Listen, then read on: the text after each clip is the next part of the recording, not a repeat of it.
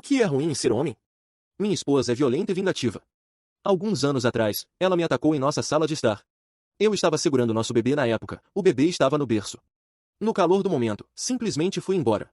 Levei a criança comigo, entrei no carro e dirigi para outro estado para ficar com meu pai por alguns dias para que eu pudesse estar em um espaço seguro para mim e meu filho, obter alguns conselhos e resolver o próximo passo. Minha esposa ligou para a polícia e registrou queixa de que eu a havia atacado, roubado nosso carro e sequestrado seu filho. Recebi uma ligação da polícia pedindo minha versão da história. Contei-lhes tudo em detalhes, exatamente como havia ocorrido. Disseram-me que eu deveria voltar para Nova York imediatamente e verificar com o detetive local designado para o caso. Fiz o que me foi dito, fui preso, passei a noite em uma cela e fui indiciado na manhã seguinte e acusado de violência doméstica. Depois de pagar a fiança, voltei para a casa do meu pai enquanto procurava um novo lugar para morar e continuei tentando resolver o próximo passo desse novo pesadelo. Foi marcada uma data de julgamento, mas entretanto, não tive direito de visitas aos meus filhos, foi-me imposta uma liminar, não me deixaram voltar a casa para ir buscar as minhas coisas, os meus equipamentos médicos, sou diabético. Eu tive que me recriar do zero como adulto, comprar um novo guarda-roupa, encontrar um apartamento sozinho, abrir novas contas bancárias, descobrir como receber minha correspondência, todo tipo de coisa em que você nem pensa até você foi essencialmente jogado na rua. Enquanto aguardava uma sentença, fui intimado a assistir a uma aula de violência doméstica semanalmente.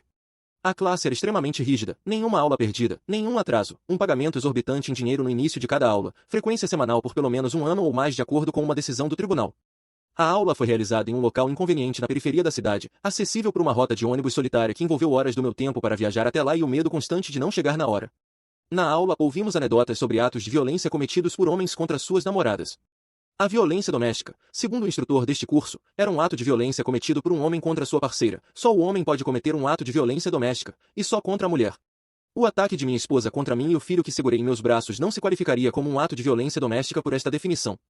Não tínhamos permissão para questionar essa definição, ou seríamos dispensados da classe por termos sido desrespeitosos.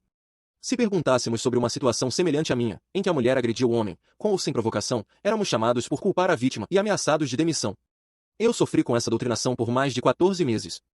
Minha esposa processou por pensão alimentícia, então meu salário foi penhorado sob a suposição de que eu não era responsável o suficiente para fazer os pagamentos sozinho. Após a dedução automática, mal tinha o suficiente para sobreviver. Eu não tinha o suficiente para meu copagamento de insulina, comida, aluguel, dinheiro para viagens, etc., nem a taxa exigida para meu curso de violência doméstica, então fiz todas as escolhas que tinha para tentar continuar. Às vezes eu ia sem minha medicação. A certa altura, eu estava tão sem dinheiro que não podia pagar o curso de violência doméstica, então perdi um e fui expulsa. Na minha próxima aparição no tribunal, o juiz me ameaçou com a prisão se eu não voltasse, então parei de tomar meus remédios e comecei a comer uma pequena refeição por dia para tentar manter meus níveis de açúcar no sangue em uma faixa segura. Eu processei os direitos de visita dos meus filhos e ganhei algumas horas a cada 2 sábados. Entre o momento em que ocorreu o incidente inicial e a primeira vez depois que vi meu bebê, ele deu seus primeiros passos, fez seu primeiro aniversário e estava falando suas primeiras palavras. Eu tinha perdido tudo isso. Na maioria das semanas, quando eu chegava para pegar meus filhos, minha esposa estava fora, algumas vezes ela estava saindo e dirigindo assim que eu chegava lá, ou ela fingia não estar em casa, então eu não conseguia realmente passar muito tempo com meus filhos, apesar da ordem judicial. Fui à delegacia de polícia para reclamar, mas eles me disseram para trazer isso à tona em nosso próximo julgamento e deixar por isso mesmo. Uma vez, quando cheguei para buscar os meninos, ela ficou na porta gritando palavrões para mim na frente dos vizinhos e dos meus filhos, recusando-se a deixar que eu os levasse para fora como planejado. Ela me chutou, forte, então chamei a polícia. Chegaram vários carros, pois já tínhamos um histórico, e, apesar de haver testemunhas, disseram-me para dar o fora e tentar novamente na semana seguinte. Bem, isso realmente não funcionou para mim no ano anterior, mas fiz o que me foi dito e saí de cena. Eu não sou o tipo de cara pobre de mim. Lutei contra toda essa farsa o máximo que pude, conversei com advogados, entrei para um grupo de apoio à defesa dos homens, contei a todos que pude sobre as injustiças que estavam ocorrendo. Um advogado disse literalmente, gostaria que você pudesse me contratar, adoraria ganhar este caso no tribunal. Por fim, tive meu dia no tribunal. Meu advogado disse, se declare culpado e aceite a punição. Você não pode ganhar isso, e se você se declarar inocente e perder, as consequências serão muito, muito piores. Lutei muito com a escolha, mas acabei seguindo seu conselho.